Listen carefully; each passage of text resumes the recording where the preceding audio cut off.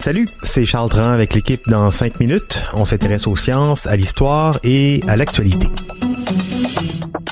Aujourd'hui, on parle de poussière. Épousseter, c'est probablement l'une des tâches ménagères les plus agaçantes. En tout cas, je parle pour moi. J'essaie tant bien que mal de capturer la poussière au lieu de la soulever, sans grand succès. Et c'est toujours à recommencer. La poussière, elle est aussi source d'allergie pour bien des personnes, en plus d'être dangereuse pour la majorité d'entre nous quand elle devient de la pollution. Mais qu'est-ce qui compose la poussière? Qu'est-ce que c'est? Est-ce qu'elle a évolué au fil des siècles? Voici Sophie Croteau.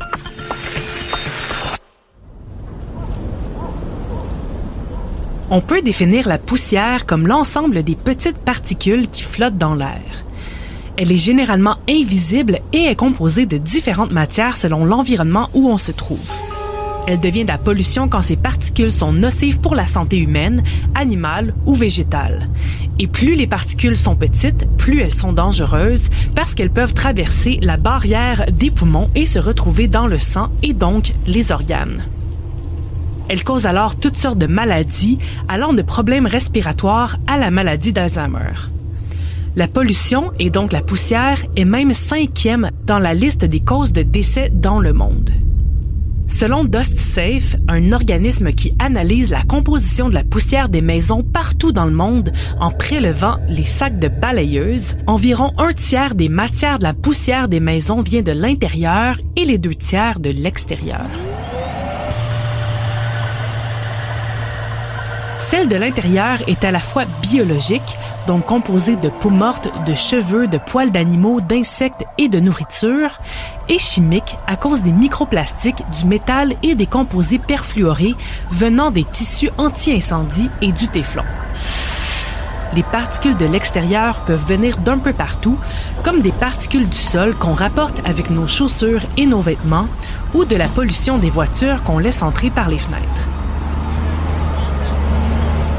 Par contre, la composition de la poussière a radicalement changé avec le temps. Dans son livre Dust, la chercheuse Jay Owens nous raconte que pour la majorité de l'histoire humaine, la poussière était surtout composée de matière organique. L'air pouvait être densifié par de la poussière, par exemple lorsqu'on construisait ou chauffait des bâtiments, mais le combustible numéro 1 était tout de même le bois. Mais à la fin du 16e siècle, en Angleterre, on connaît une pénurie de bois et on se tourne donc vers le charbon pour chauffer. C'est le début de l'ère des combustibles fossiles, mais aussi d'une pollution visible, le charbon recouvrant toutes les surfaces d'une fine couche noire, difficile à nettoyer. Les siècles suivants amplifient le problème. La révolution industrielle densifie les villes et donc la pollution, et on voit arriver d'autres combustibles comme le pétrole et le diesel qui laissent moins de traces mais qui produisent une poussière tout aussi nocive.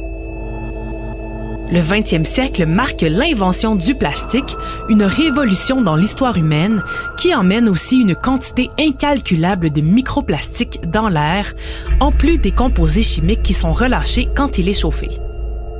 Des milliers d'autres produits chimiques composent aujourd'hui notre poussière, qui sont générés à la fois par la production et la consommation de produits courants. Un autre changement notable est celui de notre relation à la poussière.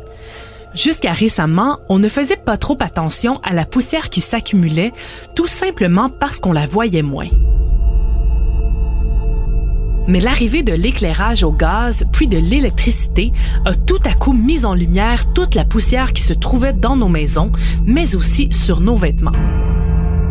Combiné avec la folie des microbes du 19e siècle, on crée donc la tempête parfaite pour lancer une chasse à la poussière.